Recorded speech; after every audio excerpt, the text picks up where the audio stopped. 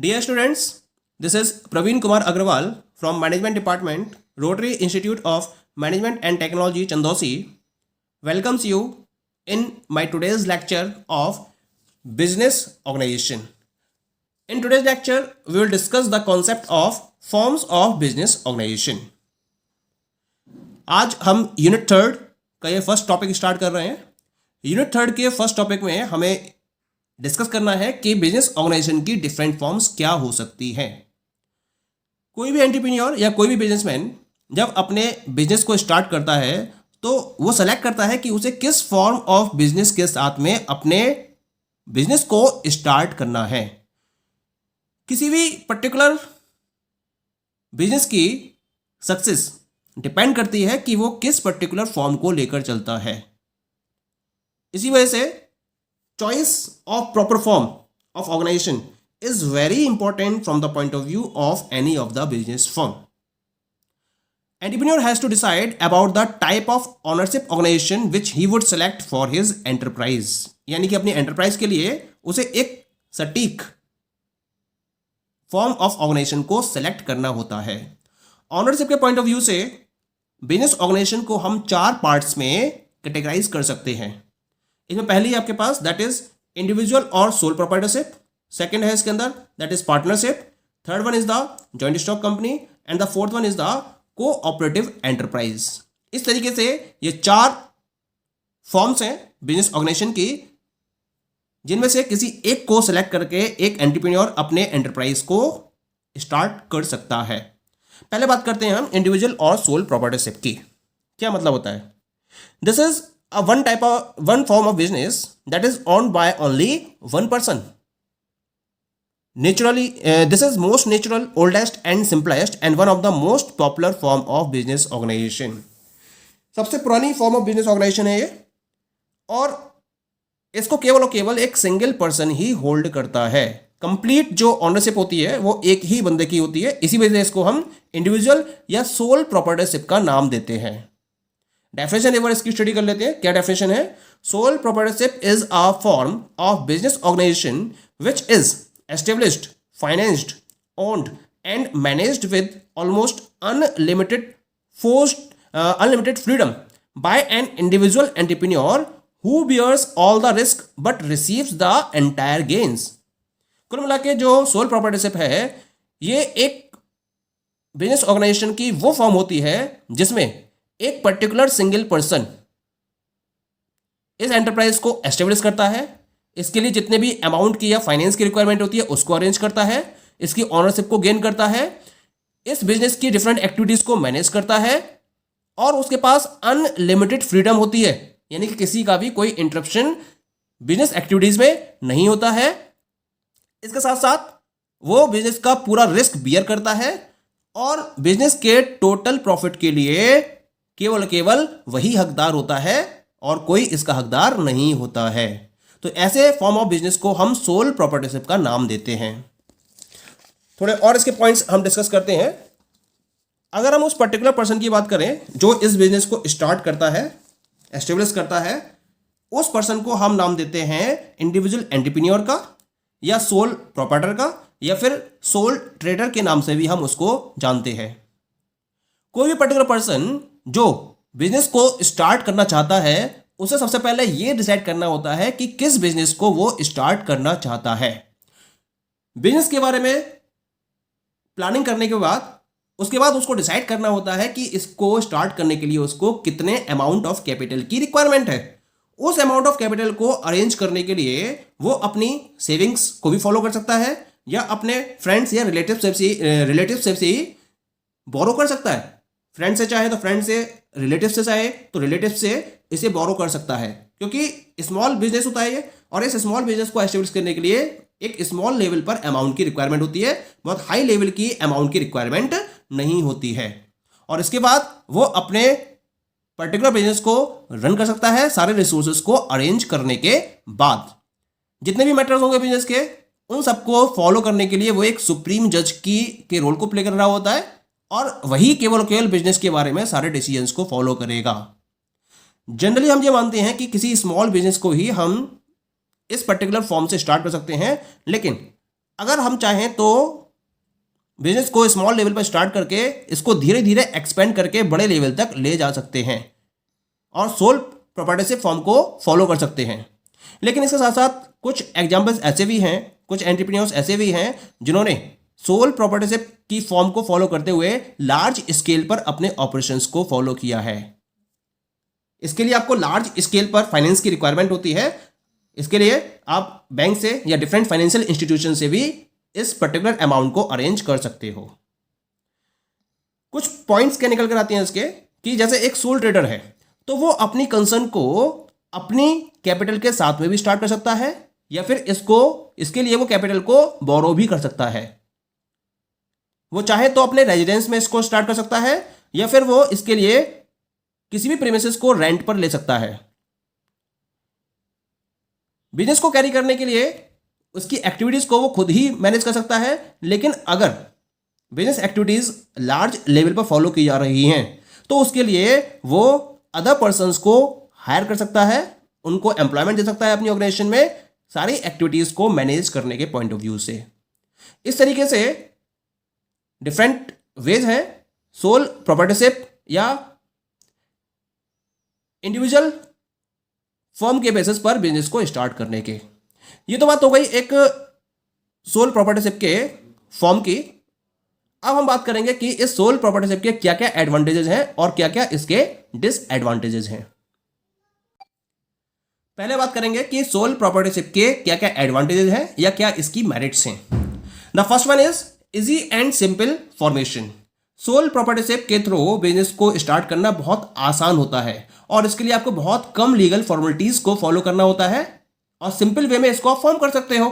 बहुत ज़्यादा आपको इसके अंदर कॉम्प्लेक्सिटीज़ को इन्वॉल्व नहीं करना होता है, सिंपल एक्टिविटीज़ को परफॉर्म करना होता है और उन सिंपल एक्टिविटीज़ को परफॉर्म करने के लिए इजी वे में इसको आप फॉलो कर सकते हो।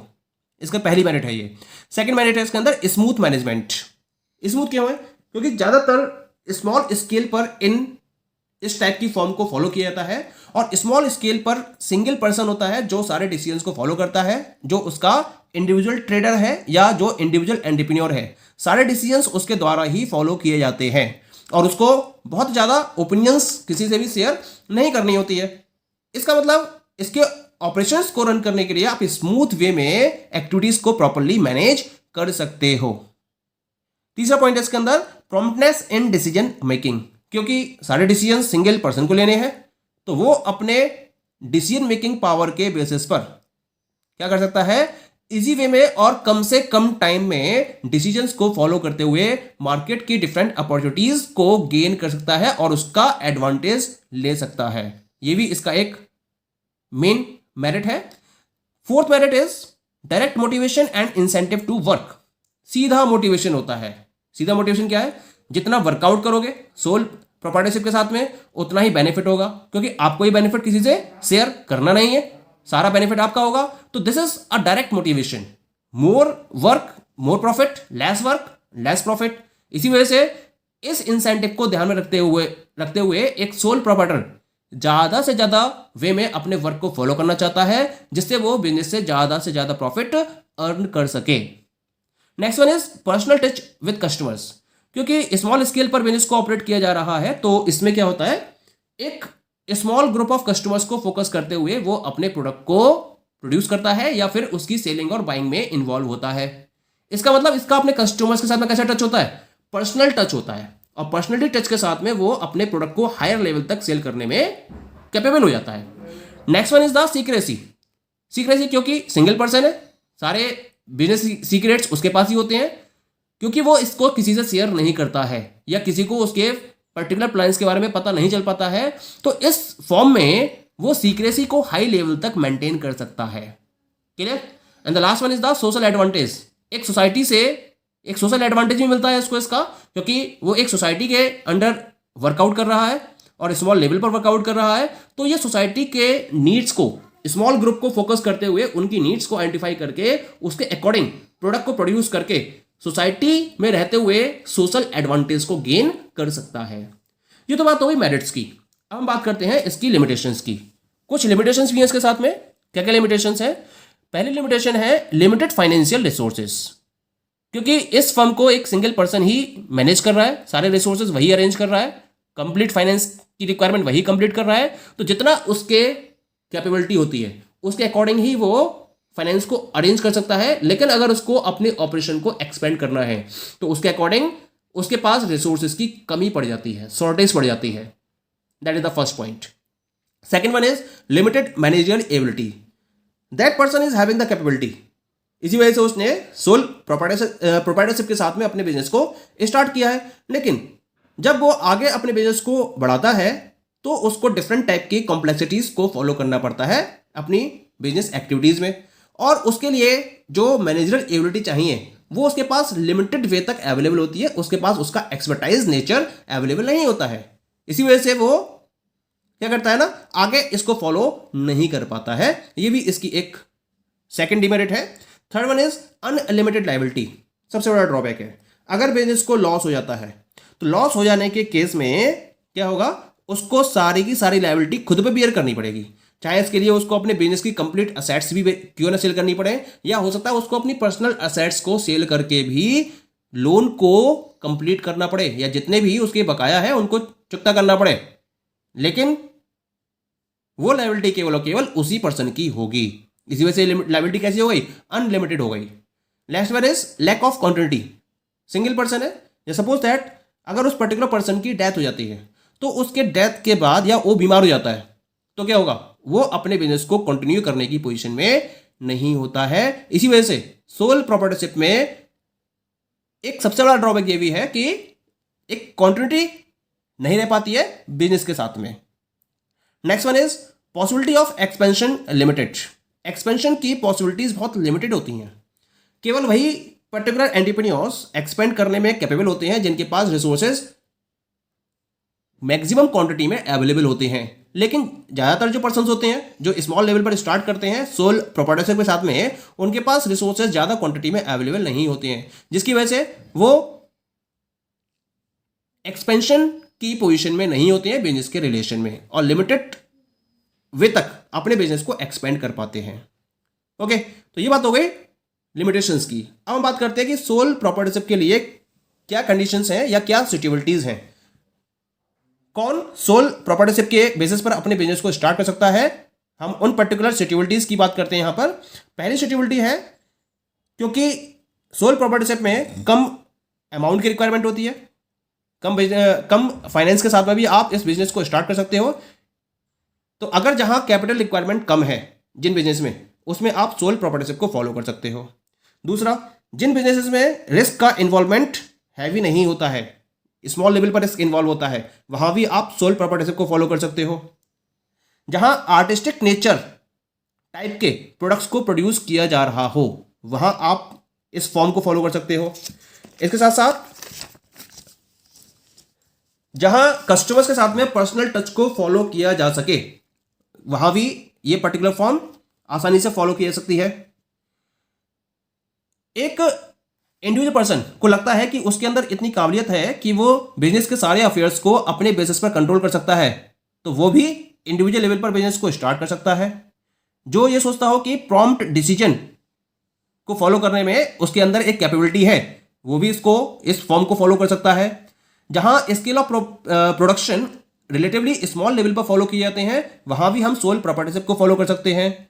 और एक पॉइंट और है इसके अंदर, जहां ऑपरेशंस सिंपल होते हैं, सिंपल वे में फॉलो किए जाते हैं जहां ऑपरेशंस को, और जहां हाई स्किल्ड मैनेजमेंट की रिक्वायरमेंट नहीं होती है, वहां भी आप सोल प्रॉपर्टरशिप के फॉर्म ऑफ बिजनेस को स्टार्ट करके अपनी एंटरप्राइज को स्टार्ट कर सकते हो। Okay, thank you.